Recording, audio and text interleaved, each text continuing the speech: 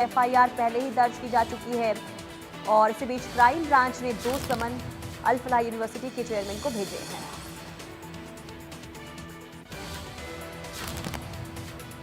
और चलिए आगे बढ़ते हैं और इसी बीच एक और बड़ी खबर का रुख करेंगे। सऊदी अरब से बहुत बड़ी खबर सामने आ रही है। सऊदी अरब के मदीना के पास बड़ा और भीषण हादसा हुआ है। उमरा पर गए भारतीय यात्रियों की बस दुर्घटनाग्रस्त हो गई। ये बहुत बड़ी खबर सामने आ रही है। हादसे में 42 भारतीय लोग की जान जाने की आशंका जताई गई है। मक्का से मदीना जा रही बस और डीजल टैंकर की टक्कर हो जाती है और इसके बाद भयावह दृश्य वहां पर देखने को मिला।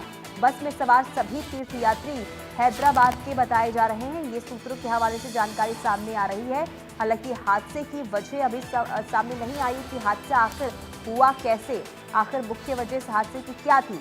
लेकिन ये बहुत ही दुखद खबर, दर्दनाक खबर सऊदी अरब से सामने आई है, जहां मक्का मदीना जा रही भारतीयों की बस हादसे का शिकार हो गई, जिसमें 42 लोगों की जान जाने की अभी आशंका जताई जा रही है। हालांकि इस पूरे मामले को लेकर जांच पड़ताल होगी, इसके बाद तमाम चीजें स्पष्ट हो पाएगी। लेकिन आज तड़के ये हादसा होता है और बहुत ही भयावह। तड़के 1:42 का समय बताया जा रहा है जब ये हादसा होता है, यानी कि बस और डीजल टैंकर की टक्कर होने के बाद भीषण हादसा, भयावह हादसा। और ये तस्वीर भी देखिए हादसे के सामने आ चुकी है। धुएं का उठता गुब्बार और धधकती ये आग बता रही है कि हादसा बहुत ही भयावह था, बहुत ही भीषण था। लेकिन हादसा क्या इसके पीछे की मुख्य वजह रही? क्या बस में किसी भी तरीके से कोई कमियां रही थी या फिर रफ्तार का ये कहर था? डीजल टैंकर की टक्कर के बाद यह हादसा अभी सामने आई है।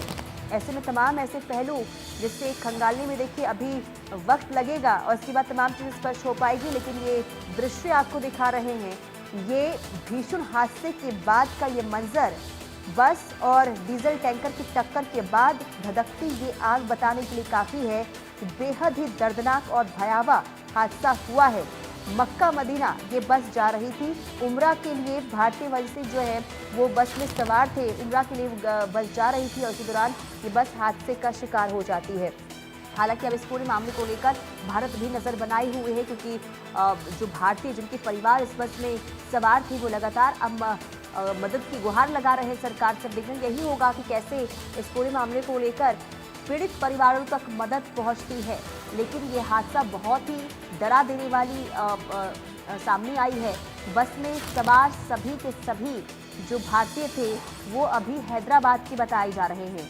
हालांकि देखना यही होगा कि क्या हैदराबाद के अलावा भी अलग अलग राज्यों के इसमें भारत के लोग इस बस में सवार थे, लेकिन उमरा के लिए बस जा रही थी और इसी दौरान ये हादसा होता है।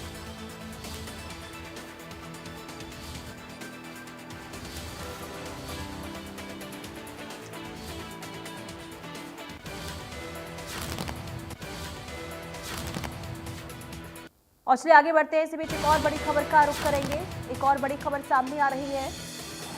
मदीना हादसे पर विदेश मंत्री ने दुख जताया है और विदेश मंत्री ने दुख जताया है इस हादसे को लेकर विदेश मंत्री एस जयशंकर ने दुख जताया है। भारतीय नागरिकों के साथ दुर्घटना से बहुत दुखी हूँ। एस जयशंकर ने कहा, हमारा दूतावास प्रभावित परिवारों को हर संभव मदद देगा। हादसे में 42 भारतीयों की मौत की आशंका जताई गई है और इसे लेकर देखिए विदेश मंत्री का ये बयान। एस जयशंकर ने कहा, जो ये हादसा हुआ है बेहद दुखद है और इससे मैं बहुत दुखी हूँ। और ये भी कहा गया है कि इस पूरे मामले को लेकर पीड़ित परिवार की हर संभव मदद की जाएगी। तो बेहद दुखद ये हादसा जिस पर विदेश मंत्री एस जयशंकर का ये पोस्ट सामने आया है और उन्होंने कहा कि मदीना में जो हुआ उससे मैं आहत हूँ, बहुत दुखी हूँ। पीड़ित परिवार की हर संभव मदद की जाएगी। तो भारतीय नागरिकों के साथ दुर्घटना बेहद दुखदायी है। हमारा दूतावास प्रभावित परिवारों को हर संभव मदद देगा।